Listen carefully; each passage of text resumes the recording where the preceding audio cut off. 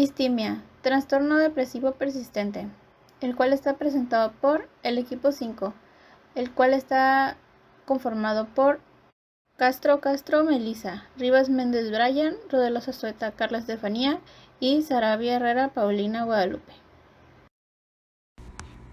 Como objetivo principal de este trabajo es investigar la distimia y todos los aspectos que se necesitan para entender esta enfermedad, además de comprender bien los mecanismos tanto biológicos, psicológicos y sociales que pueden afectar y pueden lograr agravar los síntomas que ya se encuentran presentes.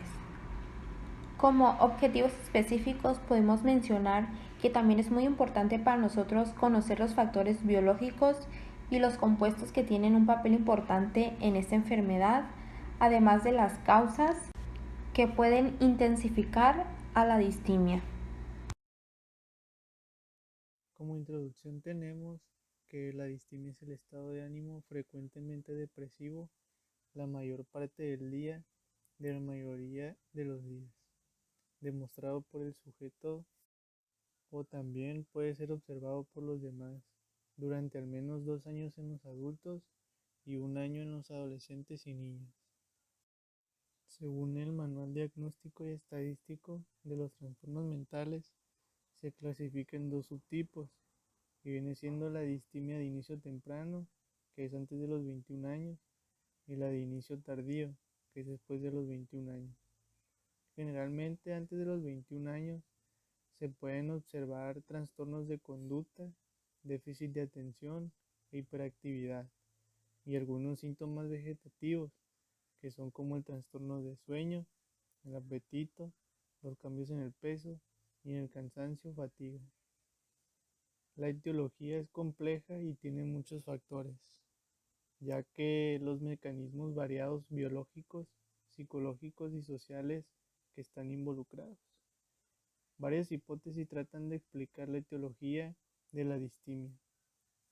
En ellas destacan la hipótesis genética, que incluye también factores ambientales, y también la hipótesis aminérgica, que ésta se dirige a una deficiencia de serotonina, noradrenalina y dopamina en el sistema nervioso central. Desde nuestro punto de vista, no se puede formar una idea de la distimia como un simple trastorno depresivo leve, sino que es una situación diferente, caracterizada por un trastorno depresivo crónico que puede estar ahí toda la vida, con importantes complicaciones en la calidad de vida tanto del sujeto que la padece como también la de sus familiares. También el abordaje terapéutico que tenemos del trastorno distímico presenta uno de los más grandes retos dentro de los trastornos del estado de ánimo. Frecuentemente los síntomas llegan a experimentarse como algo normal, inherente a la propia persona. Dada su condición de posible cronicidad, varias investigaciones se han centrado en establecer los parámetros más adecuados de su tratamiento. Así, los resultados hallados son menos concluyentes que los obtenidos para otros trastornos como la depresión. Hasta este momento, estudios recientes muestran que los beneficios de las terapias combinadas, como es la farmacológica y psicológica, están más demostrados en el abordaje integral de la distimia, pudiendo considerarse la estrategia de tratamiento más importante con efectos superiores a cualquiera de estos tratamientos por separado. Como historia de la distimia tenemos que Carl Baum en 1863 hace la primera descripción clínica de la distimia al considerarla en comparación a los diferentes cambios emocionales como una forma crónica de melancolía. Basándose en lo dicho de la evolución descrita por Carl Baum, también toma lugar Kraepelin, se refiere en 1918 al comportamiento depresivo como el comportamiento que él consideró como la base para el desarrollo de la enfermedad maníaco-depresiva. También esta característica es retomada en 1936 por Kretschmer, en lo que él describe que hace la constitución depresiva. Schneider, a su vez, también describe en 1923 la personalidad depresiva, o más precisamente, el psicópata depresivo, haciendo entender que este es como una persona con características depresivas más importantes que los del resto de la población. Abraham menciona en 1940 el término depresión neurótica, basado en los postulados psicodinámicos profundos del psicoanálisis. Como puede verse en estas descripciones más representativas del pensamiento psicológico de la primera mitad del siglo pasado, se dirigen a la distimia como una definición cercana a la de un trastorno de personalidad. El cambio de ideas de los trastornos mentales ocurrido principalmente en los últimos 30 años rescata la neutralidad etiológica y favorece una construcción más amplia e integrada de nuestro conocimiento acerca de ellos. Elementos antes atendidos anteriormente en el estudio de las enfermedades como los eventos precipitantes, la incapacidad funcional, la severidad de los síntomas y la comorbilidad son hoy detectados con mayor precisión. Los sistemas nosológicos de hoy en día se han convertido en un espacio común entre los profesionales de diferentes niveles, pretendiendo hacer más definido el objeto de estudio a través de listados y diagnósticos más precisos. La distimia es considerada en esta visión como una forma subsindromática del trastorno depresivo mayor, sin síntomas psicóticos y, algo muy importante, con una mayor prevalencia de alteraciones subjetivas sobre las observables a simple vista. Actualmente existe un acuerdo que hay un largo camino por recorrer en la atribución de un espacio adecuado para la distimia en las clasificaciones actuales. El reto se hace mucho más importante y mucho más necesario para resolver la medida en que se detectan con más frecuencia altos índices de prevalencia de trastornos depresivos a nivel mundial.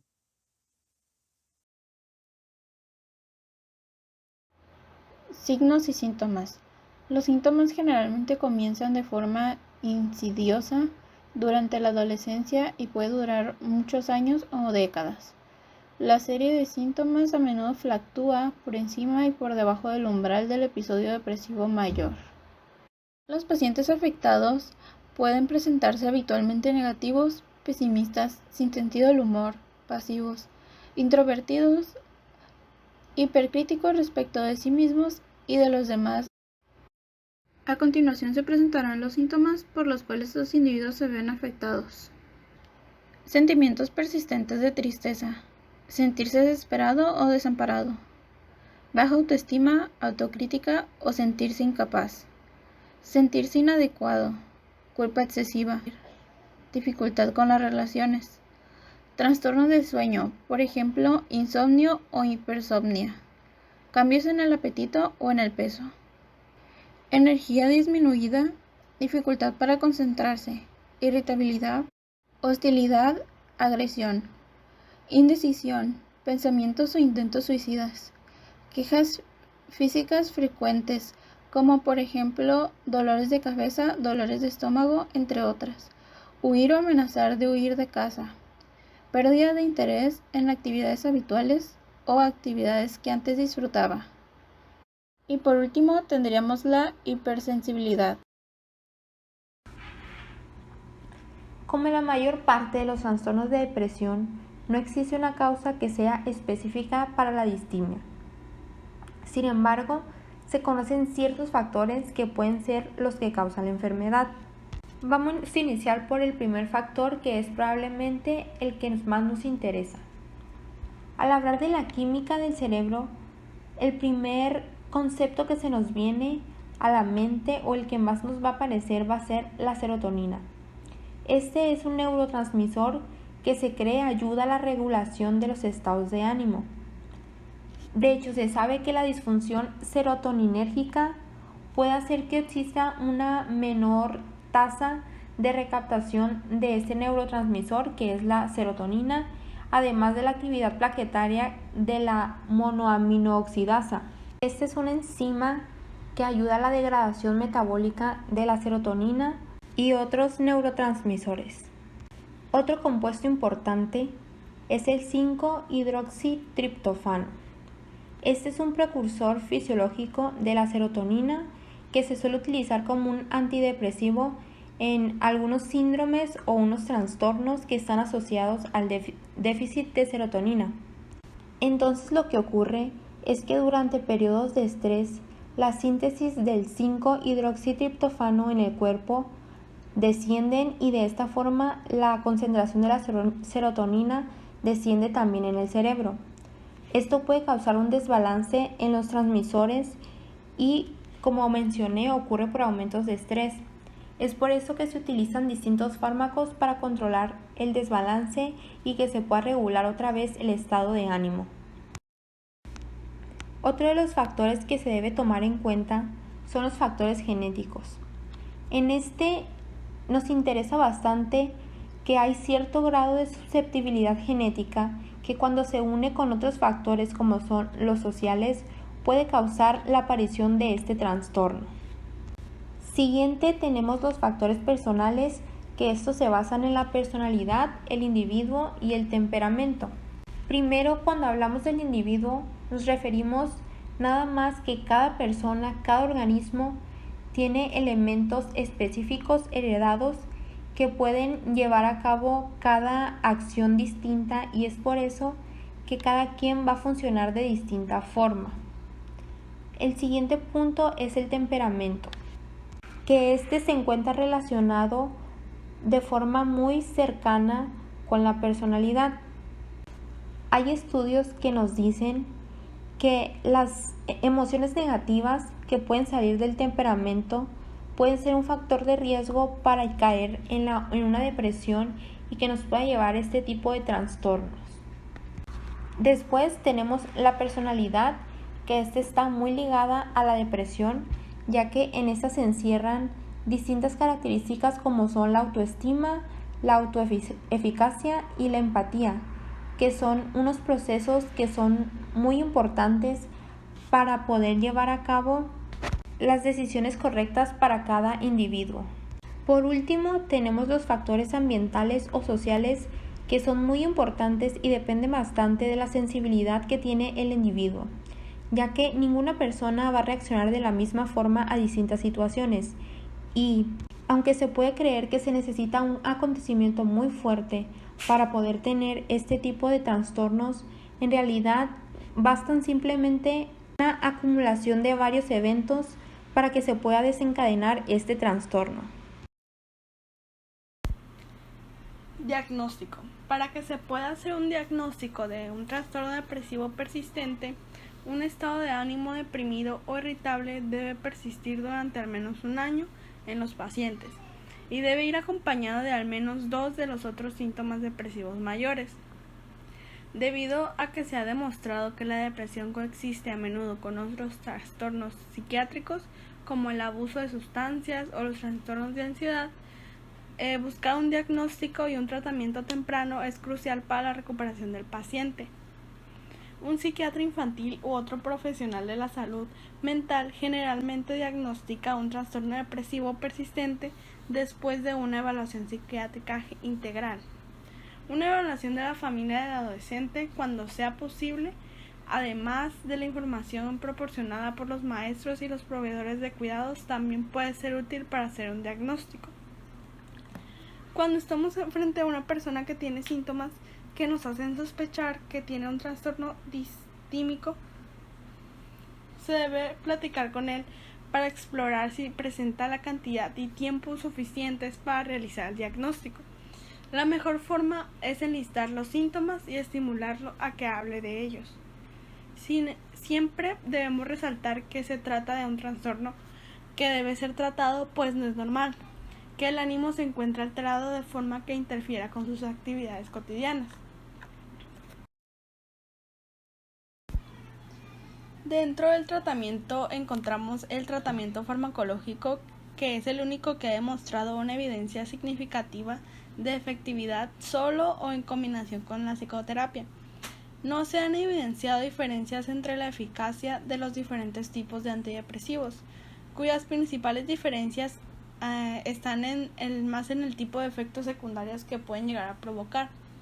Los antidepresivos mejor tolerados son los inhibidores selectivos de recaptura de serotonina, mejor conocidos como ISRS,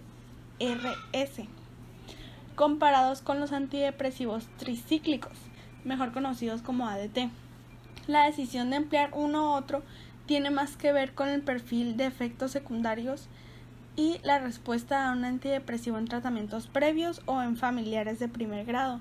También tiene que ver con la tolerancia y las interacciones posibles con otros medicamentos que esté tomando el paciente.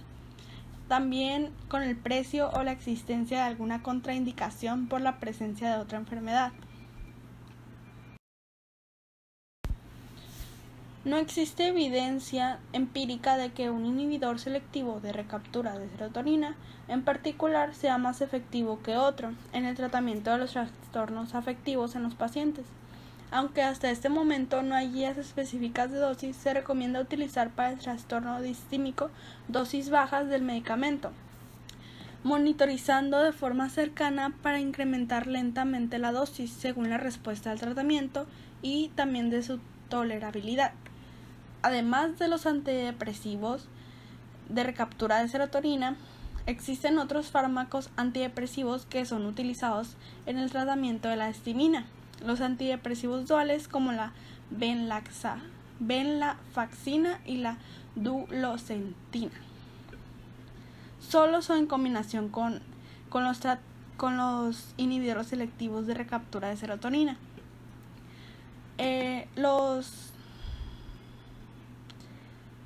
antidepresivos tricíclicos han caído en menor uso desde la introducción de los inhibidores selectivos de recaptura de serotonina, ya que con los primeros debe vigilarse estrechamente el ritmo cardíaco por el riesgo de las alteraciones eléctricas y la sobredosificación tiene riesgos médicos mayores. Entre las características del tratamiento, hasta el momento no existe un fármaco antidepresivo que muestre su efecto de forma inmediata. Por lo general se debe esperar la respuesta después de 2 a 4 semanas. Esta mejoría va aumentando progresivamente hasta su pico de máxima eficacia, que es alrededor de las 12 semanas.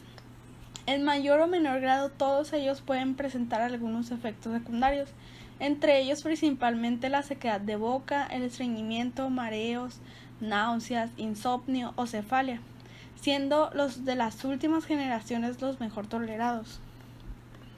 El tratamiento debe mantenerse durante 6 a 12 meses, por lo menos, pues se ha visto que en este periodo de tratamiento se reduce el riesgo de recaídas. Aunque el paciente tenga mejoría desde los primeros meses, debemos estar atentos a fomentar la continuidad del tratamiento el tiempo suficiente, pues de lo contrario hay gran posibilidad de que el paciente presente un nuevo cuadro depresivo, y esto lo pone en riesgo cada vez más de nuevos episodios y por consiguiente de tiempos cada vez mayores de tratamiento farmacológico y tener un deterioro en su vida cotidiana.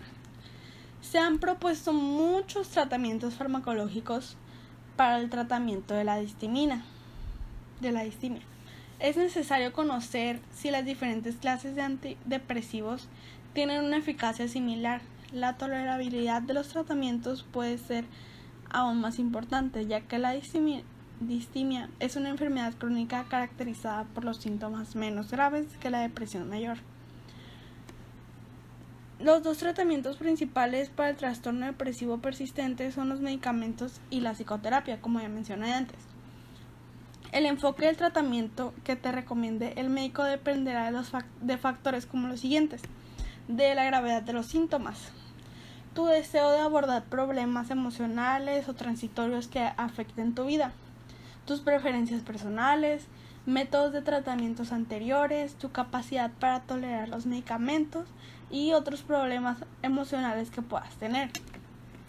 La psicoterapia puede ser la primera recomendación para los pacientes que padecen trastornos depresivos persistentes. Medicamentos. Los tipos de antidepresivos utilizados con más frecuencia para tratar el trastorno depresivo persistente son los siguientes: como ya mencioné, los inhibidores selectivos de la recaptación de la serotonina, que son conocidos mejor como ISRS, los antidepresivos tricíclicos, que son conocidos como ATC, y los inhibidores de la recaptación de serotonina y norepinefrina. Cabe resaltar que se debe consultar con un médico o farmacéutico acerca de los posibles efectos secundarios que ya mencioné anteriormente. Para encontrar el medicamento correcto, quizá debas probar varios medicamentos o alguna combinación antes de que puedas encontrar el que funcione. Eso requiere paciencia, ya que algunos medicamentos necesitan varias semanas o más para lograr el efecto completo y para que los efectos secundarios se alivien a medida que el organismo se adapta. No se debe dejar de tomar los antidepresivos sin hablar antes con el médico. El médico puede ayudarte a reducir la dosis de poco a poco y en forma segura. Suspender el tratamiento de manera abrupta o saltar varias dosis puede provocar síntomas similares a los de la abstinencia, y cortar repetidamente puede causar un súbito empeoramiento de la depresión.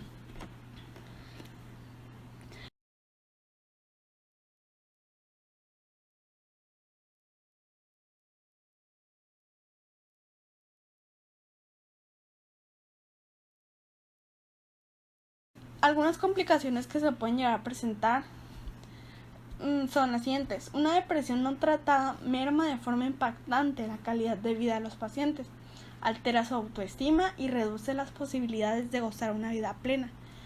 Es muy importante tener en cuenta las complicaciones que pueden ocurrir cuando un trastorno disímico no es tratado. Respecto a las complicaciones en la vida cotidiana, se pueden encontrar fallas en la capacidad para establecer amistades con compañeros e inclusive dificultades en el funcionamiento de la familia.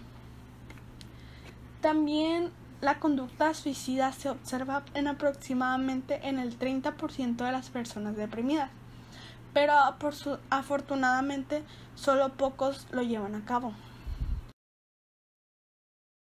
Factores de riesgo.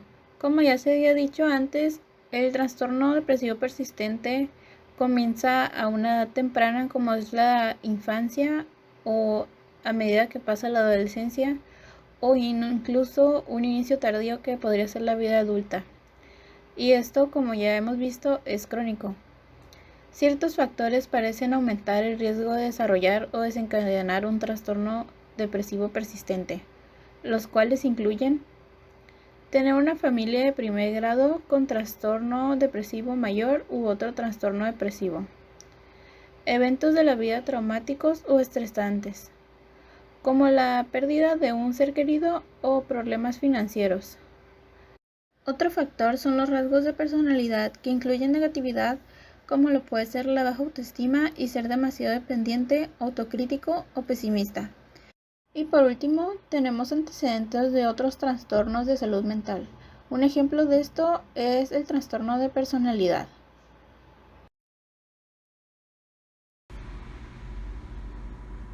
La prevención para la distimia no es 100% clara, ya que este tipo de trastornos se inician desde la infancia. Aunque en realidad una mejor forma de prevención es prestar atención durante estas etapas, desde infancia hasta adolescencia, para lograr observar si existe alguna señal de que hay un trastorno. De esta forma podemos iniciar un tratamiento de forma inmediata y se pueden prevenir los síntomas o se puede prevenir que sean peores. En sí, por mencionar algunos métodos para prevenir este trastorno, se pueden mencionar los siguientes. Aprender a controlar el estrés y trabajar con las situaciones que se nos ponen que desencadenan este estrés. La resistencia hacia el estrés nos va a ayudar a controlarlo. También otro punto muy importante es trabajar en la autoestima, además de tener personas de confianza con las que te puedas comunicar y puedas apoyarte durante el proceso, antes del proceso o después. También es muy importante acudir a un tratamiento desde la primera señal que tengas un problema, ya que mientras más temprano vayas, los síntomas pueden ser menos dañinos. Posteriormente, si lograste controlar el trastorno, también se podrá considerar recibir un tratamiento que sea de mantenimiento para que de esta forma a largo plazo puedas prevenir cualquier tipo de recaída en el trastorno. Subtipos de distimia. Se distinguen dos formas del trastorno. La primera da inicio antes de los 21 años de edad, donde el desarrollo de los síntomas puede ser gradual. A esta la conocemos como distimia de inicio temprano. La segunda da inicio posterior a los 21 años, la cual es llamada inicio tardío, que comúnmente debuta como respuesta a un evento estresante de la vida. Otros estudios examinaron las diferencias epidemiológicas de ambos tipos de trastorno distímico, y se encontró que con los pacientes con distimia de inicio temprano tenían más probabilidad de ser solteros, del sexo femenino, reportaron una mayor duración de la enfermedad, haber pasado por adversidades en la infancia, así como tener antecedentes de depresión mayor y comorbilidades con trastornos. En cuanto a pacientes con distimia de inicio tardío, se examinaron pacientes de edad avanzada que presentaban comorbilidad con depresión mayor. En estos pacientes tenían una mayor probabilidad de sufrir enfermedades cardiovasculares que los controles. Por el contrario, los trastornos de ansiedad eran más comunes en personas con distimia de inicio temprano. Otra comparación con la distimia de inicio tardío y la distimia de inicio temprano es que esta última se caracteriza por tasas más altas de recaída, más hospitalizaciones psiquiátricas y una mayor probabilidad de depresión, mayor comorbilidad y trastornos de la personalidad. Comorbilidad. Antes de empezar con este tema, quisiera hacer mención de la definición de este término, el cual es utilizado para describir dos o más trastornos o enfermedades que ocurren en la misma persona. Pueden ocurrir al mismo tiempo o uno después del otro. Es común que los pacientes con distimia busquen ayuda o acudan por atención médica debido a un malestar en general, después de haber sufrido estos síntomas por mucho tiempo. Es decir, hasta que los síntomas son mucho más evidentes. No obstante, alrededor del 50% de los sujetos no serán diagnosticados de distimia, y la mayoría presentará comorbilidades, principalmente del eje 1 y eje 2 del Manual Diagnóstico y Estadístico de los Trastornos Mentales.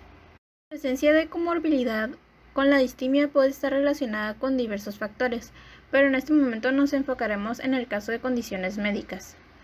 La distimia puede resultar como la enfermedad primaria, pero también es posible que el desarrollo de la distimia pueda ser secundario a trastornos de personalidad o de ansiedad, o contrariamente, que la distimia pueda tener relación con el origen de estos trastornos.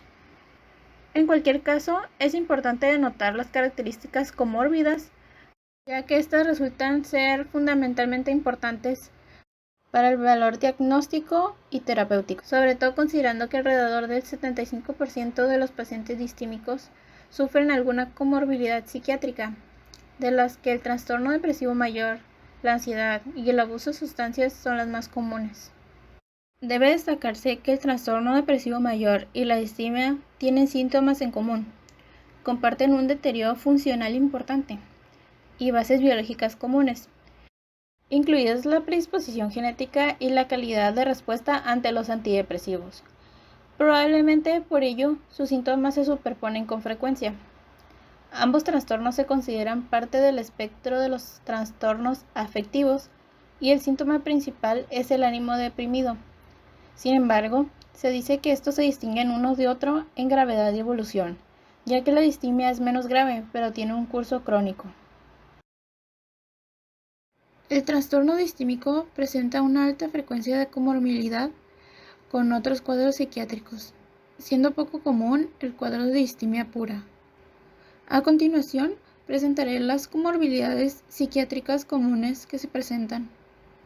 La depresión mayor se presenta hasta en un 75%, trastornos de ansiedad hasta en un 50%, trastornos de personalidad de un 20 a 40%.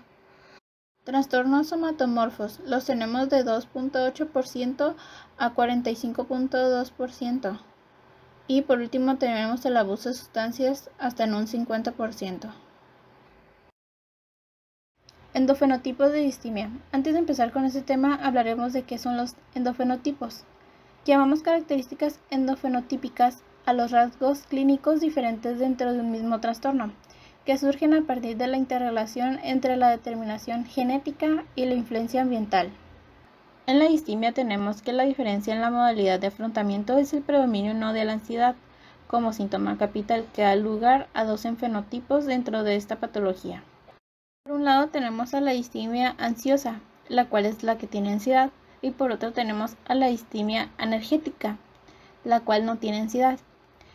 El cuadro clínico entre uno y otro difiere notablemente, como también la respuesta farmacológica de una misma droga entre diferentes individuos, siendo esta una de las causales de frecuentes fracasos en los tratamientos. A continuación, haré mención brevemente de estos dos endofenotipos.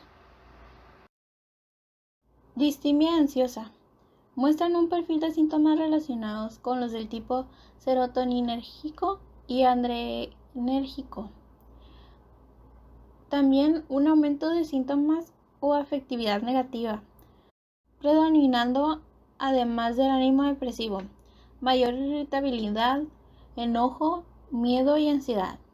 Los individuos acuden a la automedicación con ansiolíticos, el abuso de marihuana, opiáceos y o alcoholes y también la utilización de la comida o el sexo como manera de calmar esa ansiedad.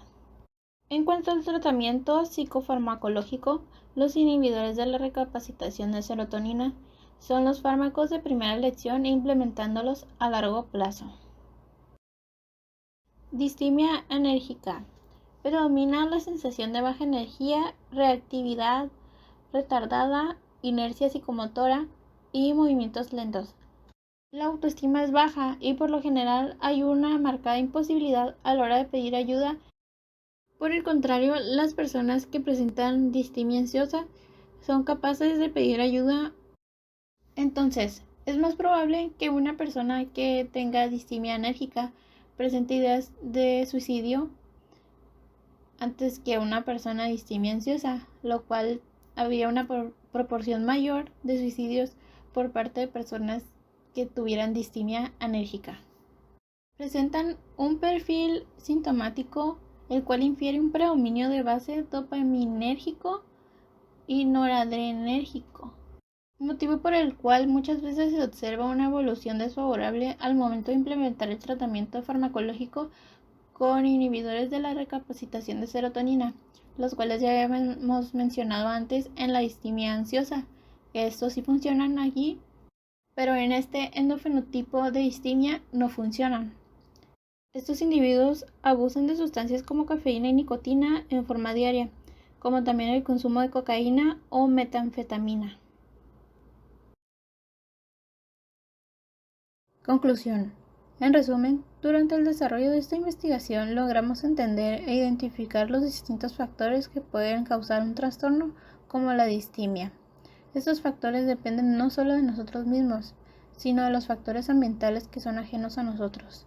Es por eso que consideramos muy importante acudir a un profesional de manera inmediata para poder prevenir o minimizar cualquiera de los síntomas que puedan presentarse.